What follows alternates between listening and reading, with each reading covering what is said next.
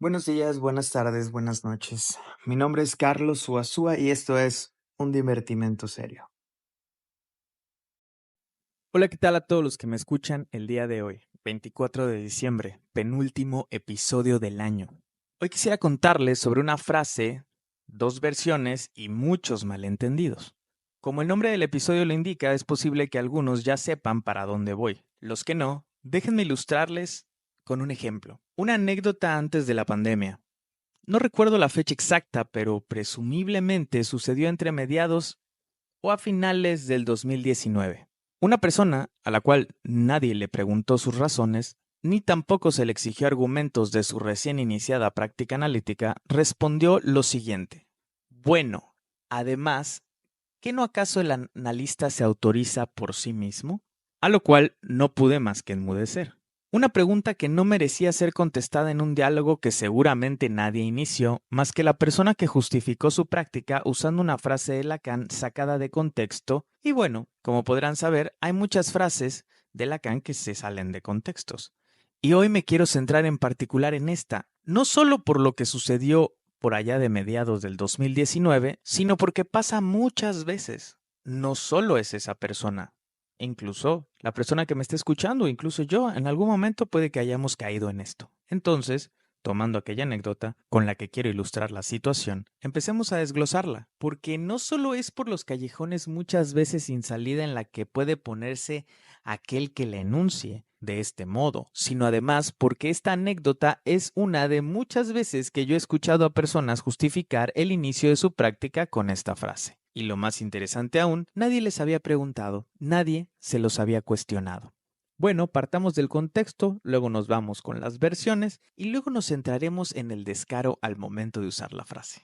Lacan enuncia esta frase en la proposición, pero primero recordemos que Lacan junto a los miembros de la Sociedad Francesa de Psicoanálisis llevaban 10 años buscando la afiliación a la Asociación Psicoanalítica Internacional, momento que incluso hacia el final vivió sobre todo de forma persecutoria. Entrevistas a sus analizantes, a sus colegas en torno a la práctica que Lacan mismo hacía en el psicoanálisis. No les haré el cuento largo, si no tendría que hacer otro episodio del podcast. Les recomiendo leer uno de los informes Turquet, que existen disponibles en la red, porque, punto importante, al parecer hay más de uno. Recordemos que se le llamó informe Turquet por el apellido del analista que llevó entre comillas el caso. Regresando al punto, la Internacional deja a Lacan degradado en rango y funciones y Lacan decide irse. Ojo, no decide irse porque sí, decide irse ante el panorama planteado por la Internacional Psicoanalítica, puesto que prácticamente estaban diciendo sí a la Sociedad Francesa de Psicoanálisis, sí puede ser parte de la Internacional, pero resuélvanme el problema que se llama Jacques Lacan. Al degradarlo y quitarle las funciones de didacta, su seminario se ve comprometido y los análisis de sus analizantes que buscaban ser analistas. Y es ante tal situación que se va. Claro, lo redujeron a nada, por así decirlo. Es importante porque a veces la gente que enuncia esta frase que nos concierne el día de hoy también habla de que a Lacan lo echaron, y en realidad, como vemos, hay mucho por detrás de una simple frase. Bueno, en el seminario del 64 titulado Los fundamentos del psicoanálisis o Los cuatro conceptos fundamentales del psicoanálisis, depende la traducción y la versión, ya habiendo pasado la tortura de los juicios, Lacan en la sesión inicial ya no habla solamente a psicoanalistas, está en una universidad con un aula prestada y con oyentes de todo tipo. Y arranca la primera sesión del seminario preguntándose ¿qué me autoriza? Justo en esa sesión del 15 de enero de 1964, por fuera de la Internacional Psicoanalítica, Lacan se cuestiona sobre su propia función de analista y se pregunta ¿qué lo autoriza? ¿Qué le da potestad para pararse a dar nuevamente un seminario y ahora sobre los fundamentos de una práctica que en su organización internacional le habían amarrado las manos? Y por ende, él estaba por fuera de dicha organización. Se tiene a veces esta sensación medio fantástica de que Lacan era un tipo muy rebelde y que quería derrocar a la IPA. Lacan tenía tensiones, problemas, como todos, dentro de la misma internacional. Proponía una práctica sui generis, pero no pensaba abandonarla. Su crítica a la administración de la IPA era con el fin de que algo fuese diferente, no que se le echara o se le hiciera callar. Si Lacan toma la decisión de irse, no es porque odia a la IPA como tal, o que sea subversivo antisistema todo el tiempo. Es porque ese lugar ya no era propicio para la propuesta que él tenía. Y eso no pasó de noche. Lacan, como cualquiera que vive una separación, a la manera de un desgarre. No es extraño entonces que se pare frente a un auditorio ya no exclusivo de analistas para retomar su práctica de seminario y que diga lo siguiente. Voy a citar la sesión del 15 de enero del 64. Señoras y señores, en el ciclo de las conferencias del que soy responsable por la sección sexta de la Escuela Práctica de Estudios Superiores, hablaré con ustedes de los fundamentos del psicoanálisis. Solo me gustaría hoy contaros el significado que pretendo darle a este título y en la forma en que espero satisfacerlo. Sin embargo, primero debo presentarme ante ustedes. Aunque la mayoría de los presentes, pero no todos, me conocen, porque las circunstancias me hacen parecer oportuno introducir la pregunta preliminar para presentarles este tema. ¿Qué me autoriza? Estoy autorizado aquí para hablar frente a ustedes sobre este tema por el rumor de haber hecho lo que se llamó un seminario que estaba dirigido a psicoanalistas. Pero como algunos saben, dejé este cargo, en el que durante 10 años realmente dediqué mi vida, debido a eventos que tuvieron lugar dentro de lo que se llama una sociedad psicoanalítica. Y sobre todo, el que me había encomendado precisamente esta función. Se podría argumentar que mi calificación no se cuestiona por cumplir esta función en otro lugar. Sin embargo, mantengo temporalmente la pregunta suspendida.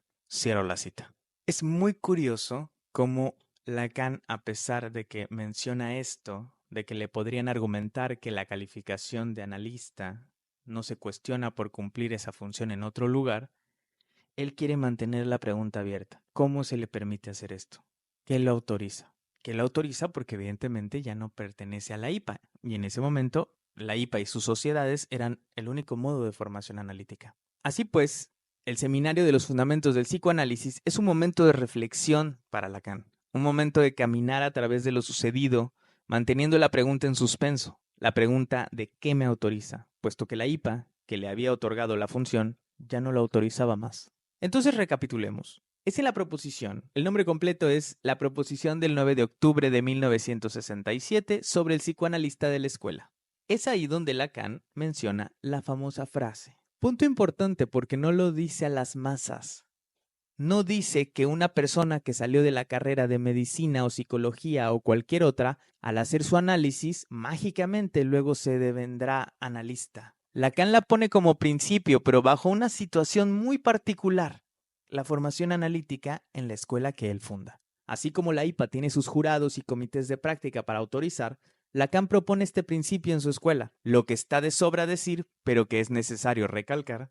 Esta frase vale para una escuela de psicoanálisis. Escuela en el sentido psicoanalítico y no en el sentido universitario.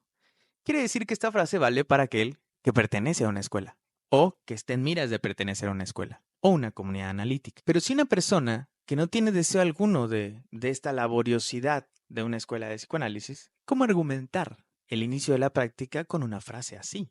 Entonces, como primer punto, esta frase dicha así al aire para justificar una práctica en solitario sin adherencia e interlocución a ninguna escuela o comunidad psicoanalítica parece usarse con descaro. Ahora vayamos con las versiones. En la versión escrita de los otros escritos, dice, el analista no se autoriza sino a sí mismo. Mientras que en la versión oral, que puede ser encontrada y escuchada, Lacan menciona, el analista no se autoriza más que por él mismo. Y esta cuestión de la autorización tiene sus albores en las situaciones en las que, mientras que en la internacional se hacía por parte del analista didacta y unos comités la autorización, Lacan estaba proponiendo que fuese el mismo analizante el que autorizara el someter a prueba esta situación. Y de ahí viene toda esta cuestión del pase, a la cual no entraré hoy, pero que sería importante retomar después. Voy a citar ahora una nota al pie que pone Manuel Hernández en un libro que se llama El pase de Lacan, escrito por Francis Hofstein. Dice en la nota al pie número 1 de la página 25, en efecto, existen dos versiones distintas de la proposición del 9 de octubre de 1967 sobre el psicoanalista de la escuela. La primera, llamada la versión oral, fue leída oralmente para Lacan a los susodichos miembros de la escuela en 1967. Esta versión no fue publicada de inmediato, se dio a conocer hasta el 78 en Analítica, un suplemento de la revista Ornicar, cuyo editor era Jacques Alain Miller. Una vez que Lacan tuvo retroalimentación de los analistas de la escuela y los analistas miembros de la escuela respecto de lo que leyó, publicó en el primer número de Silicet, la revista oficial de la Escuela Freudiana de París, la versión escrita, entre comillas, o segunda versión de la proposición. Ambas se pueden leer en otros escritos. La versión oral se encuentra como anexo. Es importante la observación del autor de que esa proposición se publicó cada año en los anuarios de la Escuela Freudiana de París. Bueno, esto es un punto importante para que sepamos por qué es que existen dos. ¿Cómo es que se dio eso de que existan dos versiones? Y aquí hay un abismo entre el sí mismo y él mismo.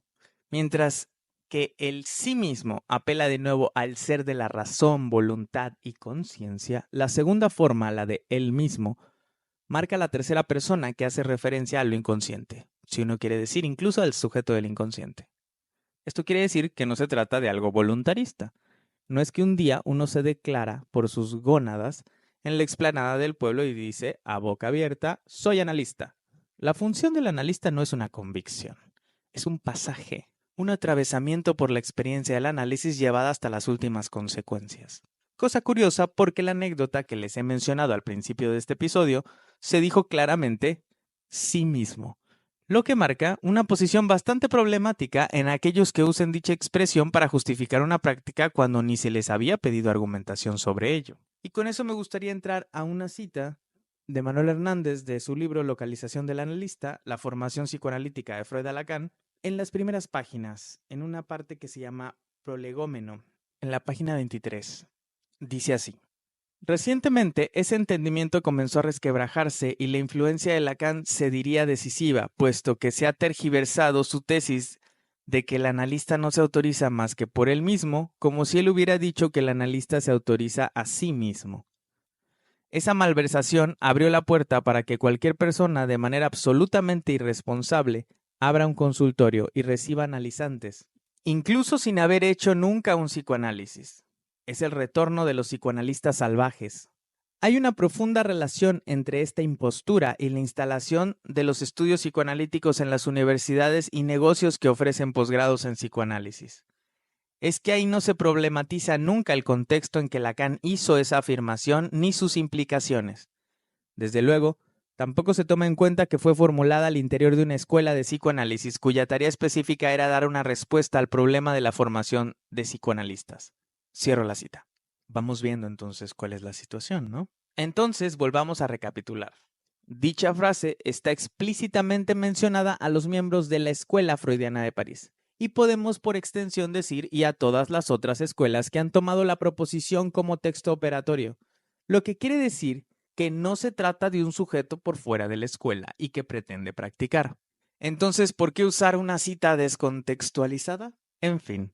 Segundo punto, existen dos versiones, y la más puntual parece ser la que marca la tercera persona. Y bueno, considerado oportuno como regalo de Navidad un episodio específico que nos ayudara a localizar la impostura, o más bien quiero decir, las imposturas. Si tienes alguna duda, comentario o sugerencia, me encantaría que me escribieras un correo a suazua.carlos@yahoo.com o un mensaje privado a nuestro Instagram @undivertimentoserio. Por cierto, ya tenemos Facebook, entonces, si gustan, pasen a darse una vuelta por nuestra página de Facebook. Muy feliz Navidad. Gracias por escuchar. Hasta luego.